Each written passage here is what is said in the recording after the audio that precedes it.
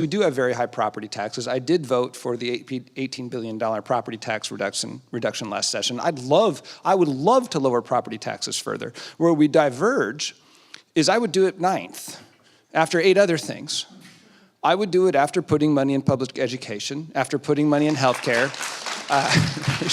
after putting money in water. We put about $1 billion into new water infrastructure. We probably should have put between 3 and 5. After putting money into electricity, after putting money into state government systems. We have dilapidated old buildings. We have ridiculously antiquated computer systems. And whether you are a business or a private individual, you rely on state government for services, and it cannot provide them under current circumstances. We need raises for the people who work for the government. These are big price tag items. And there's several others, transportation. There's just a lot of things we need to do. We already did lower property taxes. Again, I'd love to make them lower, but not at the expense of building for the future. So I want to look out 30 years from now and see what my kids, who are then going to be in their 40s or 50s, and say, Dad, I sure am glad you cut our property taxes by $137. No, man, build me a geothermal hydrogen production something or other, right?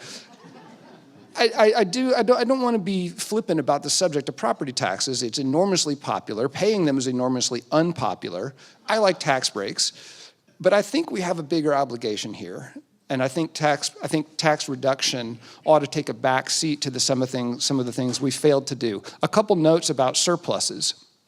$14.7 billion of last session's $31 billion surplus was leftover COVID money from the federal government. It's not coming back.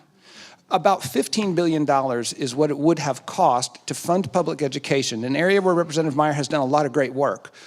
About $15 billion would have been necessary to get us up to the level that we funded it in 2019, adjusted for inflation. There goes the whole surplus right there. Now, I do think that our economy is doing so well that we can afford to shift some of the share of school funding to the state away from the local governments to maybe bring down property taxes, which is why I supported the legislation. But sales taxes are down this cycle. We hit an economic recession. Once you lower property taxes, you are locked in. We are fixed at having to spend money to bring property taxes down forever. And so in a sense, it's kind of unconservative. Whereas if we blow $3 billion, if we spend $3 billion on infrastructure for new water, that's a one-time investment. There's a maintenance cost, but we've made an investment that will pay returns forever. If we put money in public education, that's fixed, that's forever, but the returns are forever. So I think property tax is something that we all need to look at. I hope we can bring them down. It is not a priority for me. I want to ask